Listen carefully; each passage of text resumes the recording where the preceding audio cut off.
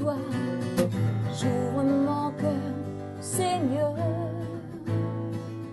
Je veux recevoir encore plus de toi, mon roi. J'ouvre mon cœur, Seigneur. J'ouvre mon cœur. J'ouvre mon cœur.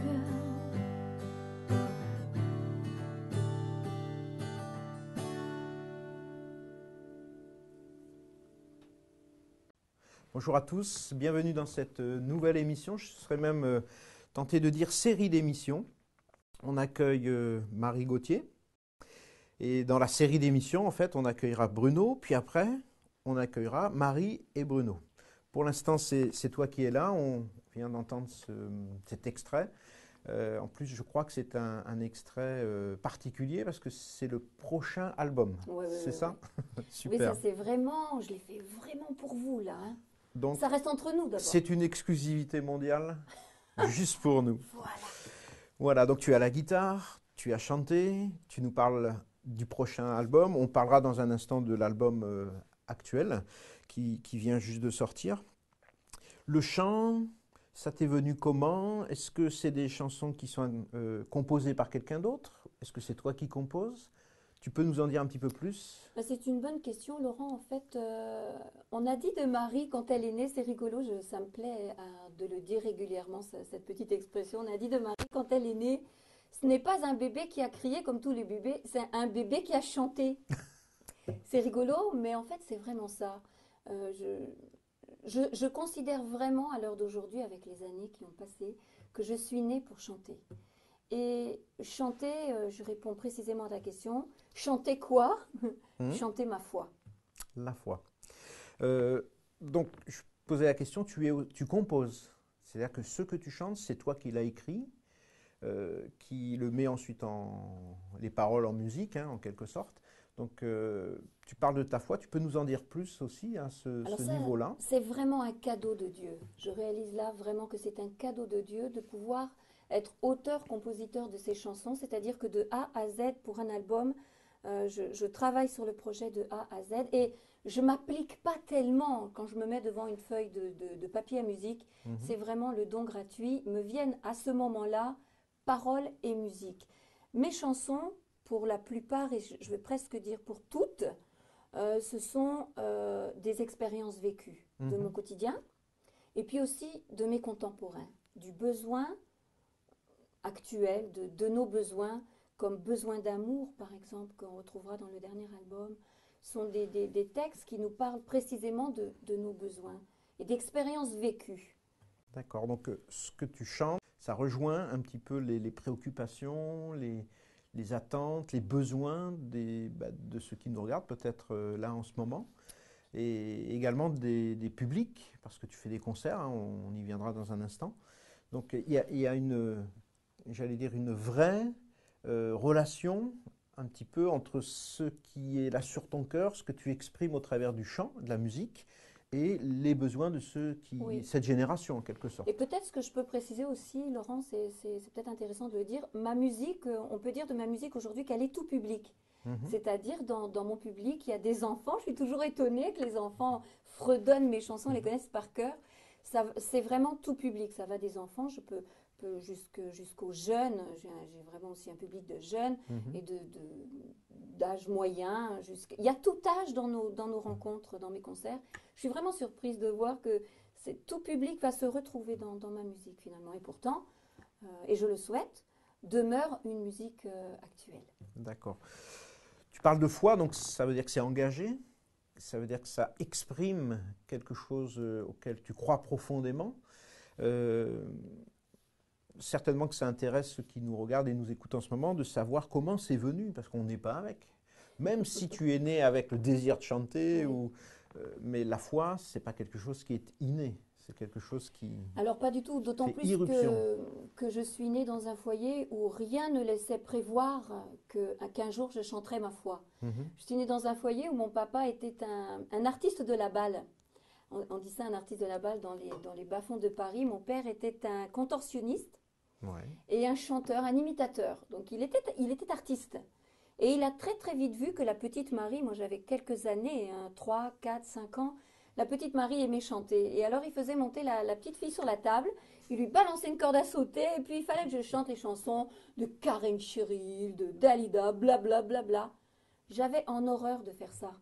Je me sentais comme un petit animal de foire, un petit singe à qui on disait de faire ça. Et je me disais, enfant, en plus ce genre de soirée finissait toujours très mal. Donc j'allais me cacher, j'avais honte. C'était des soirées de buverie. C'était vraiment des soirées qui Mauvaise finissaient ambiance, quoi. très mauvaise ambiance. Et je me disais, de toute ma vie, je ne veux jamais faire ça. Je déteste ça. Et d'ailleurs, est née en moi une vraie haine pour mon père, très très forte, qu'il m'oblige, qu'il nous oblige. Mon père était alcoolique aussi. On vivait quelque chose de comme l'enfer à la maison. Donc un contexte familial difficile, des relations familiales également très tendues, hein. Oui. Et là, au milieu de tout ça, un jour, la foi arrive. Oui. Tu peux nous expliquer En un petit fait, peu? depuis toute jeune, je composais. C'est ça qui est Ouais. étonnant parce que j'ai retrouvé mes textes il y a quelques années. Depuis toute petite, j'écrivais des textes, ça dépeignait ma vie, c'était noir, c'était sombre. Et puis un jour, il s'est passé quelque chose de merveilleux.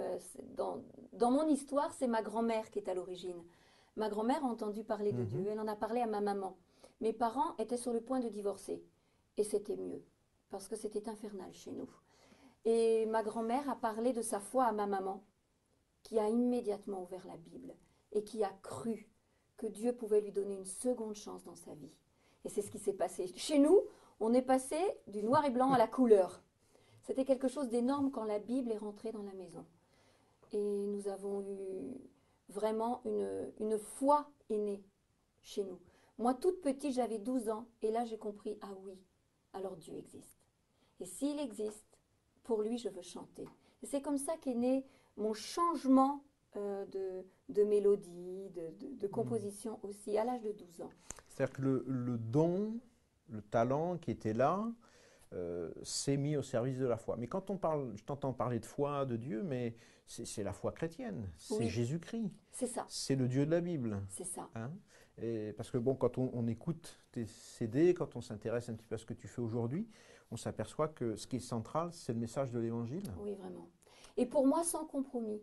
Mhm. C'est-à-dire qu'il m'est arrivé nombre de fois dans des spectacles publics de me faire arrêter, me dire mais madame, si vous chantiez d'autres paroles, mais je ferais de vous une vedette, ça ne m'intéresse en rien. Mhm. Chanter ma foi, c'est tout ce qui m'intéresse. Pourquoi? Parce que je chante en fait ce que je vis. C'est une vie changée que je chante. On lit sur mes affiches d'artistes, sa vie a changé, elle le chante, mais c'est vraiment ça. Donc toutes mes chansons sont le produit de ma vie changée. Et celui qui a changé ma vie, c'est mon Dieu. Et jusqu'à que mes yeux se ferment, je veux continuer à chanter pour lui. Donc le message qui est transmis, c'est un message vivant, un message qui peut changer notre vie, comme ça a changé la tienne, hein.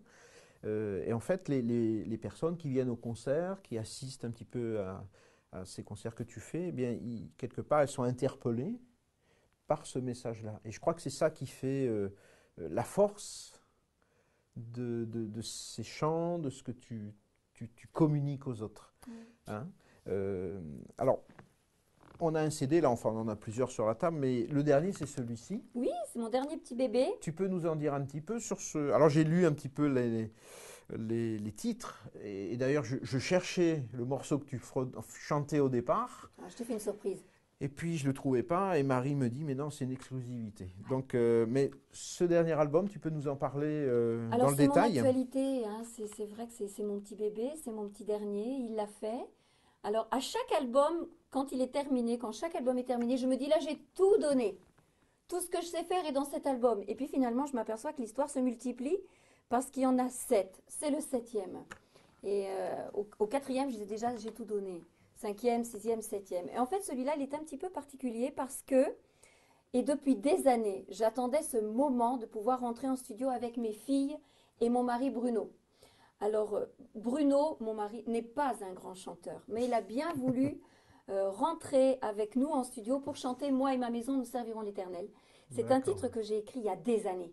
J'attendais ce jour. Et c'est vraiment une joie d'avoir les filles qui chantent avec moi. Mais mes deux filles chantent aussi. C'est dans leur pack naissance. On ne l'a pas cherché non plus. Elles aiment chanter leur Dieu. Donc ça, c'est le dernier album. Et on peut se le procurer où? Alors, ben, sur notre site, là, www.mbministère.com, vous aurez une boutique. Là, vous allez trouver, je suis aussi distribuée chez Sephora et partout, hein, mais Mhm. c'est l'idéal si vous commandez via notre site pour avoir tous les CD. Super. Un Donc, titre que j'aime particulièrement aussi, si je me permets, Laurent, de oui, pouvoir le dire, Pronostic Vital est un morceau que je revendique vraiment. Je suis vraiment convaincue qu'aujourd'hui, le besoin fondamental de nos contemporains, de mon besoin personnel aussi, nous avons réellement besoin d'amour. Et je revendique très fort ce titre. Ça serait super si on pouvait en écouter un petit extrait. Je vous dis ça comme ça. On a tous dans le cœur un besoin vital. On a tous un peu peur d'être seul au final. Est-ce que vous êtes comme moi à chercher autour? Mais c'est chacun pour soi et y a tout le monde qui court. On a tous dans le cœur un vide qui fait mal, une indéfinie douleur. On m'a dit que c'est normal, que tout le monde connaît ça, qu'il n'y a rien contre pour et qu'on est fait comme ça. On a besoin d'amour, pronostic vital, appel au secours, détresse et signal, ultime recours, phase terminale, besoin d'amour, c'est fondamental. Ouh, yeah, yeah, yeah. Dieu l'a inscrit en nous, cet amour parfait. Sans lui on devient fou, c'est comme ça qu'on est fait. On a tant de valeur à ses yeux de père, qu'il a mis dans nos cœurs ce besoin, ce repère. super. Voilà, Marie, on te remercie pour ce temps que tu nous as accordé. Chers amis, je vous donne rendez-vous dans la suite de cette série d'émissions. Donc, on vient de passer ce temps avec Marie. Bruno va nous rejoindre dans quelques instants. Puis après, on terminera avec une troisième émission où les deux seront avec moi pour parler encore de ce qu'ils font, de ce qu'ils communiquent au travers de leur ministère, de leur passion, au travers également de cette foi qui les anime. Voilà, merci beaucoup pour votre intérêt, votre attention. Je vous rappelle que vous pouvez suivre toute l'actualité de CVA Multimédia sur notre site www.cvamm.com et puis vous pouvez également nous retrouver sur YouTube pour suivre ces vidéos et également sur notre page Facebook. Un grand merci pour votre intérêt. À très bientôt.